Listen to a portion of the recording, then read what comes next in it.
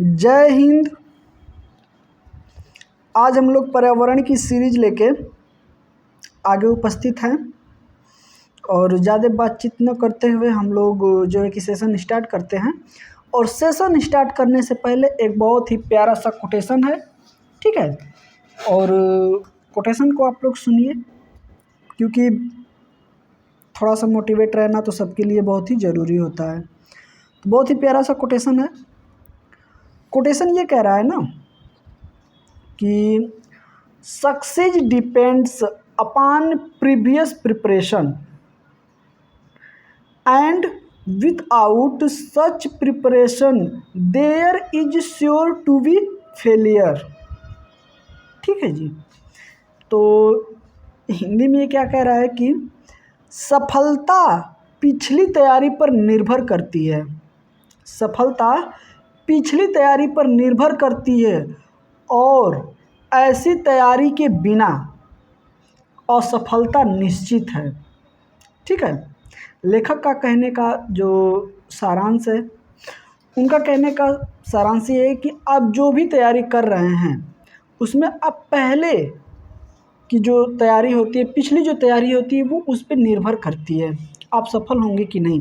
और अगर आपकी ऐसी तैयारी नहीं है तो असफलता आपके हाथ निश्चित लगनी है। ठीक है। तो ज़्यादा देर ना करते हुए हम लोग क्वेश्चन की तरफ बढ़ते हैं। आज पहला क्वेश्चन दिया है, क्या प्यारा से देखिए। इसमें 42 क्वेश्चन हम पिछले सीरीज में करा चुके हैं, पिछले इसके पार्ट में करा चुके हैं। ये अगला पार्ट है उसका। ठीक है। तो 43 से क्वेश्चन स्टार्ट होगा। ठीक है। इस चीज़ को आप लोग ध्यान रखिएगा। अगला क्वेश्चन कह रहा है कि प्रकाश संश्लेषण की, ठीक है जी। तो अगला क्वेश्चन कह रहा है कि प्रकाश संश्लेषण की क्रिया में पर्णहरित की भूमिका है। ठीक है जी। तो कह रहा है एक जल अवशोषित करने की, और रुकिए एक मिनट,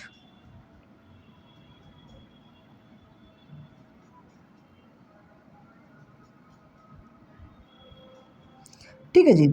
जल अवशोषित करने में, बी कह रहा है प्रकाश ऊर्जा को अवशोषित करने में, सी कह रहा है CO2 को अवशोषित करने में, और डी कह रहा है कि कोई नहीं। तो ये जो पर्णहरित की भूमिका होती है, ये होता है प्रकाश ऊर्जा को अवशोषित करने में। तो इसका हम लोगों का is the right answer B हो जाएगा, प्रकाश ऊर्जा को अवशोषित करने में। ठीक है। आइए बढ़ते हैं अगले क्वेश्चन की तरफ। अगला क्वेश्चन कह रहा है कि प्रकाश संश्लेषण की क्रिया के दौरान, ठीक है, निम्नलिखित में से किस गैस का अवशोषण होता है। ऑप्शन नंबर ए कह रहा है N2, ऑप्शन नंबर बी कह रहा है CO2, ऑप्शन नंबर बी कह रहा है CO2, ऑप्शन नंबर सी कह रहा है O2, ऑप्शन नंबर डी कह रहा है जल वाष्प। तो किसका अवशोषण होता है? CO2, कार्बन डाइऑक्साइड का। ठीक है। आइए बढ़ते हैं अगले क्वेश्चन की तरफ। अगला क्वेश्चन हम लोग कर रहा है कि प्रकाश संश्लेषण की क्रिया के दौरान सबसे पहले किस यौगिक का निर्माण होता है। ठीक है। सबसे पहले किस यौगिक का निर्माण होता है। ठीक है। तो अगला क्वेश्चन हम लोग ऑप्शन ए कह रहा है कि फास्फोग्लिसरिक अम्ल का, बी कह रहा है स्टार्च का, सी भी कह रहा है अच्छा फास्फोरिक ग्लिसरिक अम्ल का, डाइफोग्लिसरिक अम्ल का। ठीक है। तो इसका हम लोग ये दोनों ऑप्शन हो जाएगा, ए चाहे सी आप दोनों मार सकते हैं, दोनों इसका इज द राइट आंसर है। ठीक है। ए भी दोनों हो जाएगा। ठीक है। आइए बढ़ते हैं अगले क्वेश्चन की तरफ। अगला क्वेश्चन कह रहा है हम लोगों का कि किसी एक भौगोलिक क्षेत्र के सभी पारिस्थितिकी तंत्र को बृहद रूप में क्या कहेंगे। ठीक है। तो जीवमंडल कहेंगे, प्रादेशिक क्षेत्र कहेंगे, बायोम कहेंगे, समुदाय कहेंगे। तो इसको हम लोग जीवमंडल कहेंगे। Is the right answer A, क्या बोलेंगे? जीवमंडल। ठीक है। आइए बढ़ते हैं अगले क्वेश्चन की तरफ। अगला क्वेश्चन कह रहा है कि लोटिक पारिस्थितिकी तंत्र का निम्नलिखित में से कौन सा उदाहरण नहीं है। नहीं को अंडरलाइन कर लीजिएगा। ए कह रहा है पॉन्ड, बी कह रहा है एस्च्यूरी, सी कह रहा है धारा, डी कह रहा है लैगून। ठीक है। तो इसका इज द राइट आंसर हो जाएगा, क्या हो जाएगा? पॉन्ड। एस्च्यूरी जो है ये होता है धारा भी होता है, लैगून भी होता है, ठीक है, ये नहीं होता है। तो इज द राइट आंसर नहीं हमको निकालना है, तो is the right answer A हो जाएगा। आइए बढ़ते हैं अगले क्वेश्चन की तरफ। अगला क्वेश्चन कह रहा है कि निम्नलिखित में से कौन सा एक दिशा में प्रवाहित होने वाला पारिस्थितिकी तंत्र है, ठीक है। प्रकाश, ऊर्जा, जल, जयभार। तो हम लोग जानते हैं कि ऊर्जा जो होता है ये एक दिशा में प्रवाह होता है, ऐसा क्वेश्चन हम लोग ने पिछले सीरीज में कर रखा है, ठीक है। तो आइए बढ़ते हैं अगले क्वेश्चन की तरफ। अगला क्वेश्चन कह रहा है हम लोगों का कि परितंत्र में खाद्य श्रृंखलाओं के संदर्भ में निम्नलिखित में से किस प्रकार का के जीव अपघटक जीव कहलाते हैं या कहलाते हैं, कहलाता है या कहलाते हैं, ठीक है। ये आईएएस का क्वेश्चन है, आईएएस 2013 में ये पूछा गया था, ठीक है। तो ए कह रहा है कि विषाणु, बी एक स्टेटमेंट है विषाणु, दूसरा स्टेटमेंट है कवक, तीसरा है जीवाणु। नीचे दिए गए कूट का प्रयोग कर सही उत्तर चुनिए, ठीक है। केवल एक, केवल दो और तीन, केवल एक और तीन, केवल, इसमें सभी हो जाएगा, एक दो तीन। तो हम लोगों का इज द राइट आंसर जो होगा ना, ये एक हो जाएगा और तीन हो जाएगा, कवक नहीं होगा, ठीक है। तो is the right answer C हो जाएगा हम लोगों का। आइए बढ़ते हैं अगले क्वेश्चन की तरफ। अगला क्वेश्चन कह रहा है कि एक कृत्रिम पारिस्थितिकीय तंत्र निरूपित किया जाता है, ठीक है। तो ए कह रहा है कि मत्स्य पालन टंकी द्वारा, बी कह रहा है कि कृषि भूमि द्वारा, सी कह रहा है चिड़ियाघर द्वारा, डी कह रहा है कि जल जीवशाला द्वारा, ठीक है। तो इसका इज द राइट आंसर हम लोगों का हो जाएगा कृषि भूमि द्वारा, ठीक है। Is the right answer B, कृषि भूमि द्वारा is the right answer B. आइए बढ़ते हैं अगले क्वेश्चन की तरफ। अगला क्वेश्चन हम लोगों का कह रहा है कि एक भौगोलिक क्षेत्र में, क्या कह रहा है कि एक भौगोलिक क्षेत्र में सभी पारिस्थितिकीय तंत्रों को एक साथ लेकर एक अधिक बड़ी यूनिट बनाते हैं, तो इसको क्या कहते हैं, ठीक है। भूभाग, जीवोम, समुदाय, जैवमंडल। तो इसको हम लोग क्या बोलते हैं, जैवमंडल बोलते हैं। ऐसे क्वेश्चन हम लोग पिछले सीरीज में कर रखे हैं, ठीक है। तो जैवमंडल बोलते हैं। आइए बढ़ते हैं अगले क्वेश्चन की तरफ। अगला क्वेश्चन कह रहा है कि विश्व का वह भाग जो मानव अधिवास के लिए बिल्कुल अनुपयुक्त है कहलाता है, क्या कहलाता है। पारिस्थितिकीय तंत्र, एक्यूमेन, एमडीसी, कोई नहीं, ठीक है। तो ये क्या हो जाएगा, acumen. Acumen is the right answer B, acumen, ठीक है। आइए बढ़ते हैं अगले क्वेश्चन की तरफ। अगला क्वेश्चन कह रहा है कि ये सीटेट 2013 में पूछा गया था क्वेश्चन। कह रहा है घास भूमि किस पारिस्थितिकीय तंत्र में शामिल किया जाता है, ठीक है। समुद्र, स्वच्छ जल, स्थलीय, कृत्रिम।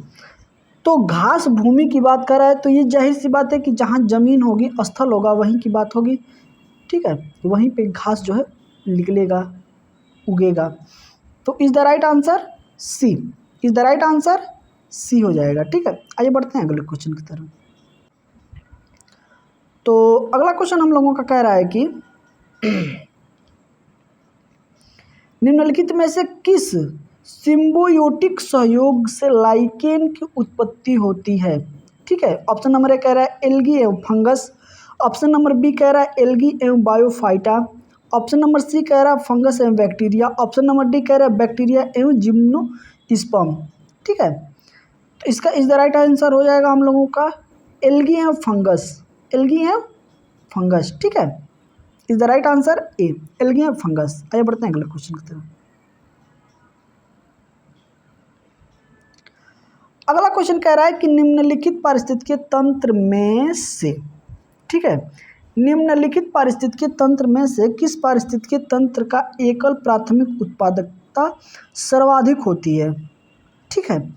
किसकी होती है, मैग्रो वन, वर्षा वन, घास भूमि, प्रवाल भित्ति, ठीक है। तो इसमें जो सबसे ज़्यादा होती है ना, वो होती है वर्षा वन का, ठीक है। Is the right answer B, वर्षा वन का सबसे ज़्यादा होती है, ठीक है।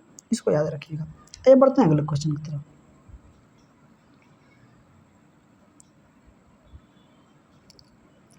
अगला क्वेश्चन हम लोगों का कह रहा है कि निम्नलिखित में से किसे अवशिष्टों के अपघटन के कारण अपघटन करने के कारण उसे प्राकृतिक संरक्षण कहा जाता है। ठीक है, किसको कहा जाता है? तो ए कीटनाशी, बी सूक्ष्म समुदाय, सी मानव, डी जानवर। ठीक, किसको बोला जाता है? सूक्ष्म जानवर जो होते हैं और सामुदायिक जो होते हैं, जो इसे अपघट्य हो गए, जो विषाणु बैक्टीरिया, जो ये सब जितने भी छोटे छोटे कीट मकोड़े होते हैं, ये जो अपशिष्ट पदार्थ होते हैं ना, इनको ये लोग खा के सड़ा गला के मतलब कि खा डालते हैं उसको जैसे भी करके, तो उनका जो है कि पाचन या फिर प्राकृतिक एक तरह से हम कह सकते हैं कि बहुत अच्छे ये लोग सफाई कर्मी एक तरह से मान सकते हैं, सफाया करते हैं। ठीक है, तो is the right answer B हो जाएगा। आइए बढ़ते हैं अगले क्वेश्चन की तरफ।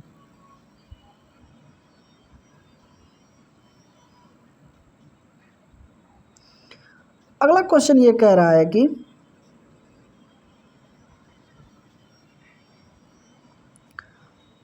अगला क्वेश्चन हम लोग कहेंगे प्रकाश पोषक तत्वों एवं स्थानों की प्राप्ति हेतु निम्नलिखित में से किसमें सर्वाधिक आपसी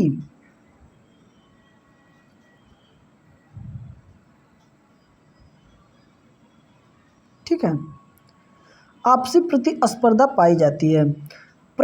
प्रकाश पोषक तत्व एवं स्थानों की प्राप्ति हेतु निम्नलिखित में से किसमें सर्वाधिक आपसी स्पर्धा पाई जाती है? ऑप्शन नंबर ए कह रहा है कि विभिन्न निके क्षेत्र में रहने वाले समुदाय जो एक दूसरे से काफ़ी नज़दीक रहते हैं। बी कह रहा है एक ही स्थान पर निके में रहने वाले समुदाय जो एक दूसरे से काफ़ी नज़दीक रहते हैं। सी कह रहा है कि एक ही आवास क्षेत्र में दूर दूर रहने वाले जैविक समुदाय में। डी कह रहा है कि विभिन्न निके क्षेत्र में रहने वाले भिन्न भिन्न जैविक समुदाय के मध्य। तो इसका इधर राइट आंसर बी हो जाएगा, एक ही स्थान में रहने वाले समुदाय जो एक दूसरे से काफ़ी नज़दीक होते हैं। ठीक है, is the right answer B हो जाएगा हम लोगों का। आइए बढ़ते हैं अगले क्वेश्चन की तरफ। अगला क्वेश्चन कह रहा है कि पौधों में सर्वाधिक क्षति पहुंचती है। ए आधी पत्तियों की क्षति से, बी सभी पत्तियों की क्षति से, सी आधी शाखाओं की क्षति से और डी तनों की क्षति से। ठीक है, किसका? तनों की क्षति से। तो पेड़ में सर्वाधिक क्षति तब पहुंचेगी जब उसको खाना नहीं मिलेगा, भोजन वो अपना नहीं बना पाएगा। अगर आप मनुष्य हैं, अगर आपको भी अगर खाना न मिले तो थोड़ी देर के बाद आपके भी पेट में चूहे कूदने स्टार्ट हो जाते हैं। और जो लोग कहते हैं ना कि पेट में चूहे कूद रहे हैं, बहुत ज़ोर की भूख लगी है, अजी चूहे नहीं कूदते हैं। पेट के अंदर जो अमाशय में होता है, हम लोगों के एक रूजी नाम की एक कांटे नुमा संरचना पाई जाती है। जब उसमें कुछ भी नहीं रहेगा तो वो चुभने लगती है पेट में, तो लोग कहते हैं पेट में चूहे कूद रहे हैं। ठीक है, तो इस चीज़ को ध्यान रखिएगा। तो इसमें क्या होगा कि पत्तियां अगर नहीं रहेगी तो पेड़ को भोजन नहीं बना पाएगा ये अपना। तो सभी पत्तियों के क्षति से is the right answer B. अगर पत्ती नहीं होगी तो ये अपना भोजन नहीं बना पाएगा। ठीक है, तो इसका राइट आंसर हो जाएगा बी। आइए बढ़ते हैं अगले क्वेश्चन की तरफ। अगला क्वेश्चन कह रहा है कि समुद्री परितंत्र के किस वर्ग में जैव निम्नीकरण का कार्य सर्वाधिक होता है? ठीक है, तो ऑप्शन नंबर ए कह रहा है जूफ्लैक्टन, ऑप्शन नंबर बी कह रहा है फाइटोफ्लैक्टन, ऑप्शन नंबर सी मछली, ऑप्शन नंबर डी समुद्री मछली। ठीक है, तो इज द राइट आंसर हो जाएगा फाइटोफ्लैक्टन। ठीक है, phytoplankton is the right answer B. आइए बढ़ते हैं अगले क्वेश्चन की तरफ। अगला क्वेश्चन जो कह रहा है 2011 का IAS प्री में पूछा गया था, और क्वेश्चन ये कह रहा है कि किसी समुद्र परितंत्र की उत्पादकता में वृद्धि उसके जल के निचले स्तर से ऊपरी स्तर में आने के कारण होती है। जल स्तर के नीचे से ऊपर आने की क्रिया उत्पादकता को बढ़ाने में निम्न स्वरूप में सहायक है। ठीक है, ऑप्शन नंबर ए कह रहा है, इसका स्टेटमेंट एक दिया है कि अपघटक सूक्ष्म जीव का समुद्री सतह पर आना बी स्टेटमेंट है कि पोषक तत्वों का समुद्री सतह पर जमाव। तीसरा कह रहा है कि निचले स्तर के सूक्ष्म जीवों का ऊपरी सतह पर आना। ठीक है, उपरोक्त दिए गए कथनों में से कौन कौन से कथन सत्य हैं? ठीक है, सही बताना है सत्य। ऑप्शन नंबर ए दिया है कि 1 एवं 2, बी कह रहा है सिर्फ 2, सी कह रहा है 2 एवं 3 और डी कह रहा है सिर्फ 3। ठीक है, तो इसका इज द राइट आंसर जो हो जाएगा वो हो जाएगा B. Is the right answer B, सिर्फ 2। ठीक है, is the right answer B. आइए बढ़ते हैं अगले क्वेश्चन की तरफ।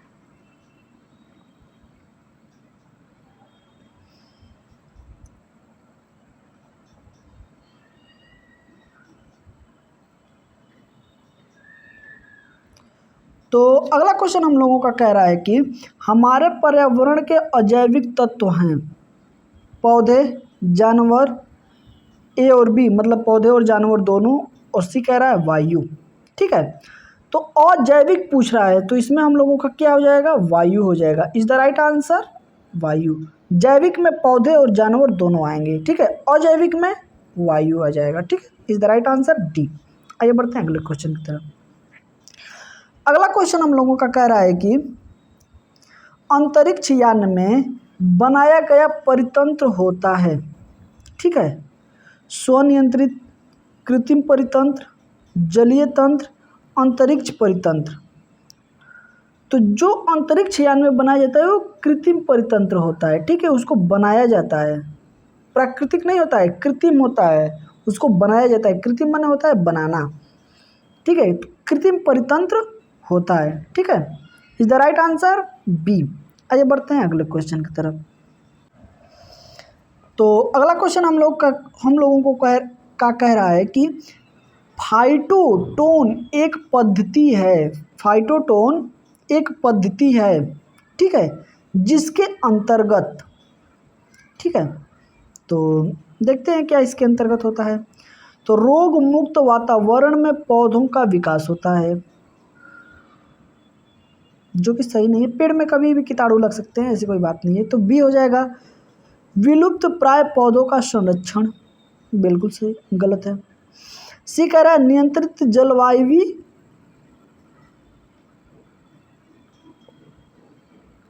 दशाओं में पौधों का विकास, ये बिल्कुल सही है। उत्परिवर्तन, ये भी सही नहीं। तो इज द राइट आंसर हम लोगों का सी हो जाएगा, नियंत्रित जलवायु दशाओं में पौधों का विकास। ठीक है, आइए बढ़ते हैं अगले क्वेश्चन की तरफ। Is the right answer C हो जाएगा। आइए बढ़ते हैं अगले क्वेश्चन की तरफ।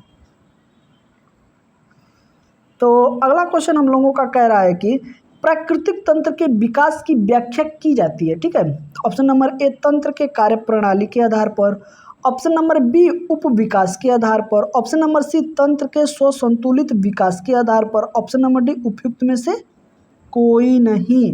तो ये होता है तंत्र के स्वसंतुलित विकास के आधार पर। Is the right answer C हो जाएगा हम लोगों का। Is the right answer C हो जाएगा। ठीक है, आइए बढ़ते हैं अगले क्वेश्चन की तरफ। अगला क्वेश्चन हम लोगों का कह रहा है कि प्रकाश संश्लेषण की क्रिया के दौरान निम्नलिखित में से कौन सी गैस उत्सर्जित होती है? ठीक है, option number A oxygen, option number B carbon dioxide, option number C hydrogen और ऑप्शन नंबर डी क्लोरीन। ठीक है, तो इसमें हम लोग जानते हैं कि जब प्रकाश संश्लेषण का जब क्रिया होता है तो पौधे कार्बन डाइऑक्साइड लेते हैं, मतलब अवशोषित करते हैं, लेकिन उत्सर्जित करते हैं वो ऑक्सीजन होता है। ठीक है, is the right answer A. Is the right answer A. आइए बढ़ते हैं अगले क्वेश्चन की तरफ। अगला क्वेश्चन कह रहा है कि निम्नलिखित में से कौन सा परितंत्र प्राकृतिक है? गेहूं का खेत, आम के बाग, घास का स्थल, इक्वेरियम।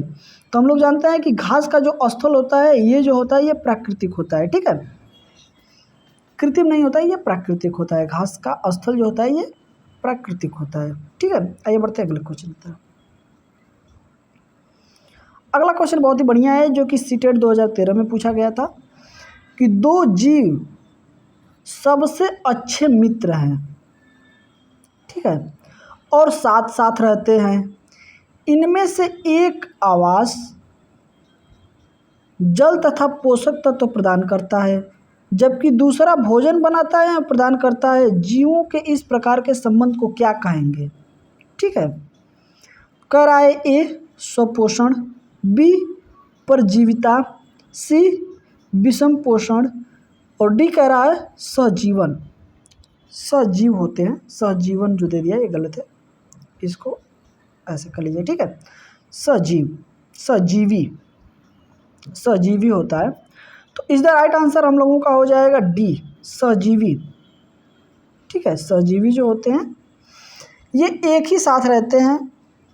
एक का काम होता है आवास देना, आवास प्रदान करना, और दूसरे का काम होता है खाना बनाना। ठीक है, तो इस तरह से हम लोगों का राइट आंसर हो जाएगा सजीवी। आइए बढ़ते हैं अगले क्वेश्चन की तरफ। आर टेट दिया है। ठीक है, आर टेट 2011 में पूछा गया था, तो राजस्थान टेट कह सकते हैं, लेकिन अभी तो राजस्थान में जो है कि रीट दे रहा है, तो आर टेट कहाँ का हो जाएगा? कहीं ना कहीं आर टेट दिया है तो कहीं ना कहीं हो जाएगा। हमको लगता है कि राजस्थान ही होगा। राजस्थान पहले हो सकता है राजस्थान टेट के नाम से आता हो, फिर उसको जो है कि रीट कर दिया हो, ये भी हो सकता है।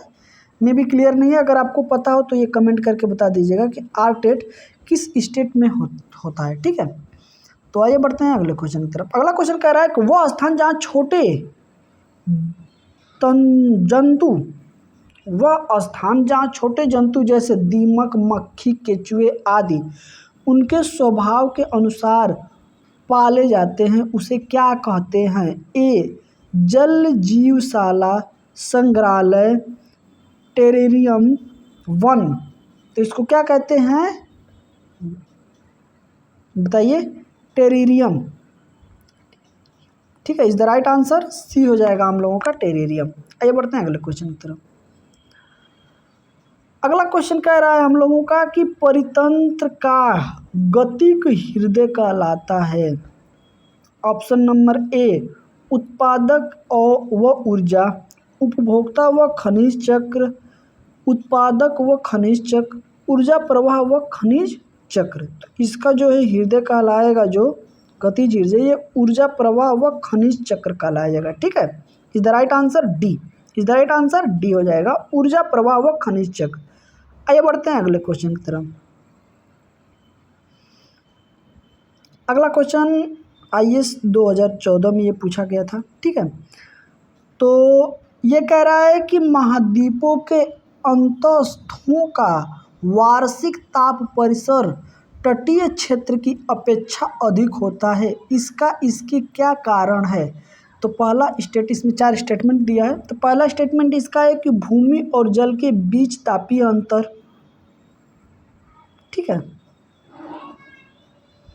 महाद्वीपों और महासागरों के बीच लंबुता में अंतर, अंतः स्थानों में तेजी पवनों की विद्यमानता, तटों की अपेक्षा अंतः स्थानों में होने वाली भारी वर्षा। नीचे दिए गए कूट का प्रयोग कर सही उत्तर छाटिए। ए दिया है कि केवल 1 होगा, बी कह रहा है केवल 1 और 2 होगा, सी कह रहा है केवल 2 और 3 होगा, डी कह रहा है 1 2 3 4 होगा, मतलब चारों होगा, सभी होंगे। तो हम लोगों का इसमें इज द राइट आंसर जो होगा ना, ये 1 हो जाएगा। ठीक है, ए केवल 1। ठीक है, तो आइए बढ़ते हैं अगले क्वेश्चन की तरफ। अगला क्वेश्चन जो है CDS 2001 में पूछा गया था, और ये क्वेश्चन कह रहा है कि चरम समुदाय क्लाइमैक्स कम्युनिटी वाले पूर्ण पारिस्थितिकी तंत्र की जातियों में विविधता अधिक होने के कारण प्राकृतिक पारिस्थितिकी तंत्र में स्थिरता होती है। ठीक है, ऑप्शन नंबर ए कह रहा है कि होम्योस्टैटिक क्रियाविधि में वृद्धि, होम्योस्टैटिक क्रियाविधि में कमी, होम्योस्टैटिक क्रियाविधि में उदासीनता, उपयुक्त में सभी। तो इसमें क्या हो जाएगा? इज द राइट आंसर हम लोगों का ए हो जाएगा, होम्योस्टैटिक क्रियाविधि में वृद्धि हो जाएगा। ठीक है, is the right answer A हो जाएगा। तो आइए बढ़ते हैं अगले क्वेश्चन की तरफ। ठीक है, आइए बढ़ते हैं हम लोग अगले क्वेश्चन। अगला क्वेश्चन हम लोग कह रहा है कि एक तालाब परितंत्र में बड़ी मछली, कछुए, मेढक होते हैं।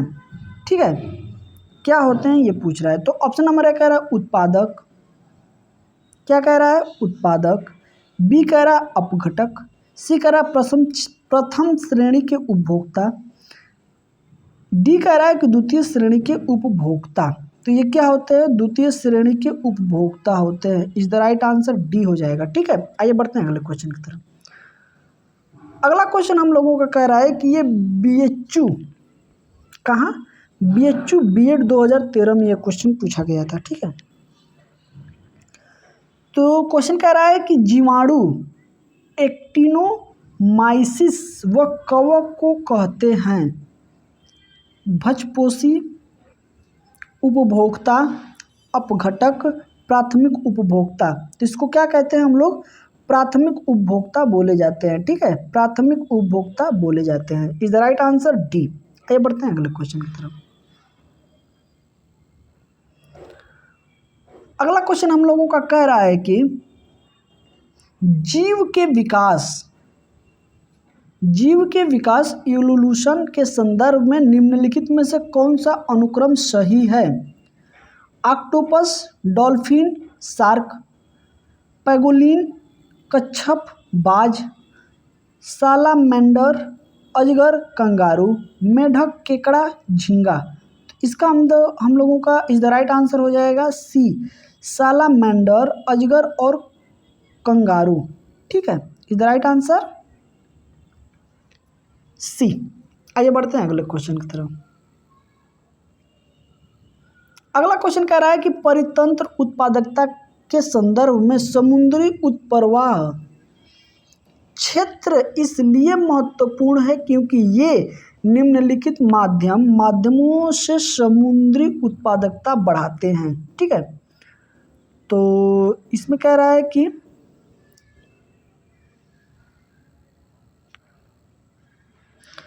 स्टेटमेंट एक दिया है कि अपघटक सूक्ष्मजीवियों को स्तर पर लाकर, पोषकों को स्तर पर लाकर, स्थलीय अर्धस्थलीय जीवों को स्तर पर लाकर।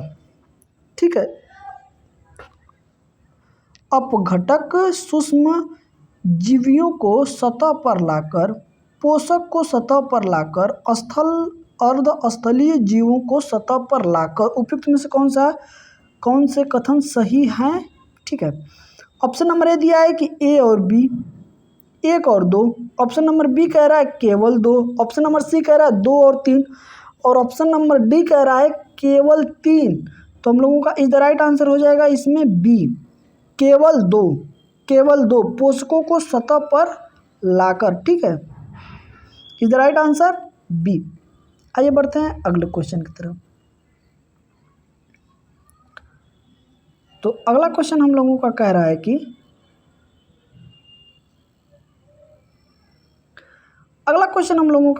कि अपघटक डिकम्पोजर किस पोषक स्तर के जीव हैं। पोषक स्तर 1, पोषक स्तर 2, पोषक स्तर 3, पोषक स्तर 4। किस स्तर में ये लोग आएंगे, तो ये लोग आएंगे पोषक स्तर 4 में आएंगे। ठीक है, ये CDS 2003 में क्वेश्चन पूछा गया था, पोषक स्तर 4 में ये लोग आएंगे। ठीक है, तो आइए बढ़ते हैं अगले क्वेश्चन की तरफ। अगला क्वेश्चन हम लोग कह रहा है कि कथन दिया है। ठीक है, क्या दिया है, कथन दिया है। कथन यह है कि सूर्याभिताप जैवमंडल पारिस्थितिकीय तंत्र के लिए सबसे महत्वपूर्ण ऊर्जा स्रोत है। ये हम लोगों का कथन है। ठीक है, आइए देखते हैं कारण क्या है इसका। कारण इसका है, तो कारण यह है कि सौर विकिरण हरे पौधे द्वारा भोजन तथा रासायनिक ऊर्जा में परिवर्तित हो जाता है। ठीक है, अब ये कह रहा है कि ए तथा आर दोनों सही हैं तथा आर ए की व्याख्या सही कर रहा है, मतलब सही व्याख्या है। बी कह रहा है कि ए तथा आर दोनों सही है किंतु आर ए की व्याख्या नहीं कर रहा है। सी कह रहा है ए सही है किंतु आर गलत है। डी कह रहा है ए गलत है किंतु आर सही है। इसका हम लोगों का राइट आंसर हो जाएगा ए और आर दोनों सही है और आर जो है ए की व्याख्या सही कर रहा है। ठीक है, is the right answer A हो जाएगा हम लोगों का। आइए बढ़ते हैं अगले क्वेश्चन की तरफ। अगला क्वेश्चन हम लोगों का कह रहा है कि निम्नलिखित में से कौन सा सही सुमेलित नहीं है। ठीक है, हम लोगों को नहीं वाला छांटना है, याद रखिएगा। तो ए कह रहा है कि पारिस्थितिकीय विज्ञान केंद्र जो है ये बेंगलुरु में है, बिल्कुल सही है। ठीक है, भारतीय वन प्रणाली संस्थान देहरादून में है, बिल्कुल सही है। भारतीय वन प्रबंधन संस्थान कोलकाता, बिल्कुल गलत है। हिमालय पर्यावरण एवं विकास का गोविंद बल्लभ पंत संस्थान, ठीक है, अल्मोड़ा। क्या दिया है कि हिमालयी पर्यावरण एवं विकास का गोविंद बल्लभ पंत संस्थान अल्मोड़ा में स्थित है, ये भी बिल्कुल हम लोगों का सही है। नहीं वाला छांटना था, तो इज द राइट आंसर हम लोगों का सी हो जाएगा। ठीक है, is the right answer C हो जाएगा। ठीक है, आइए बढ़ते हैं अगले क्वेश्चन की तरफ। ये कहाँ स्थित है हम लोगों का भारतीय वन प्रबंधन संस्थान, तो ये भी हम लोगों का देहरादून में स्थित है। ठीक है, देहरादून में हम लोगों का स्थित है। ठीक है, is the right answer C. आइए बढ़ते हैं अगले क्वेश्चन की तरफ। अगला क्वेश्चन कह रहा है कि राष्ट्रीय पर्यावरण इंजीनियरिंग शोध संस्थान कहाँ स्थित है। ठीक है, नागपुर में, पूना में, लखनऊ में, नई दिल्ली में। तो ये कहाँ स्थित है हम लोगों का, नागपुर में स्थित है। कहाँ स्थित है, नागपुर में। राष्ट्रीय पर्यावरण इंजीनियरिंग शोध संस्थान नागपुर में स्थित है हम लोगों का। ठीक है, आइए बढ़ते हैं अगले क्वेश्चन की तरफ। अगला क्वेश्चन कह रहा है हम लोगों का कि परितंत्र में अजैविक व जैविक घटकों के मध्य योजना कड़ी है। ठीक है, ए कह रहा है अस्थायी अवस्था, बी कह रहा है खाद्य जाल, सी कह रहा है जैव संरचना और डी कह रहा है पोष रीति। ठीक है, तो is the right answer C हो जाएगा। जैव संरचना जो होती है इसके मध्य की कड़ी होती है। ठीक है, is the right answer C हो जाएगा। आइए बढ़ते हैं अगले क्वेश्चन की तरफ। तो ये अगला क्वेश्चन है हम लोगों का और इस सीरीज का बिल्कुल ये लास्ट क्वेश्चन है। ठीक है, इस सीरीज का ये लास्ट क्वेश्चन है। लास्ट क्वेश्चन जो है ये कह रहा है कि जीवित प्राणियों में क्रमिक विकास के दृष्टि से निम्नलिखित में से कौन सा एक क्रमिक विकास का सही अनुक्रम है।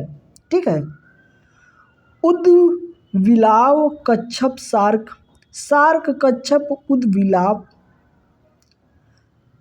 कच्छप सार्क उद्विलाव, सार्क उद्विलाव कच्छप। ठीक है, इज द राइट आंसर हम लोगों का हो जाएगा बी, सार्क कच्छप उद्विलाव। ठीक है, सार्क कच्छप उद्विलाव। ठीक है, तो आज की सीरीज जो है हम लोग यहीं ख़त्म करते हैं और अगले सेशन में जो है अगला क्वेश्चन लेके हम लोग उपस्थित होंगे। और ज़्यादा से ज़्यादा अगर क्वेश्चन आप लोग किए हैं, ठीक है, ज़्यादा से ज़्यादा क्वेश्चन को अगर आप लोग देखे हैं तो ये संभावना होती है कि आप लोग जिस पेपर में बैठेंगे उसमें आप लोगों से क्वेश्चन गलत नहीं होगा। तो ये सीरीज आप लोगों को कैसी लगी आप लोग कमेंट में ज़रूर हमको बताइएगा और आपका रेशियो इसमें कितना रहा ये ज़रूर हमको कमेंट करके बताइएगा, ये हमको अच्छा लगेगा। ठीक है, तो ये सारी चीज़ों को ध्यान में रखते हुए आज का सेशन जो है हम यहीं ख़त्म करते हैं और अगले दिन हम आपको अगला सेशन लेके उपस्थित होंगे। तब तक के लिए जय हिंद।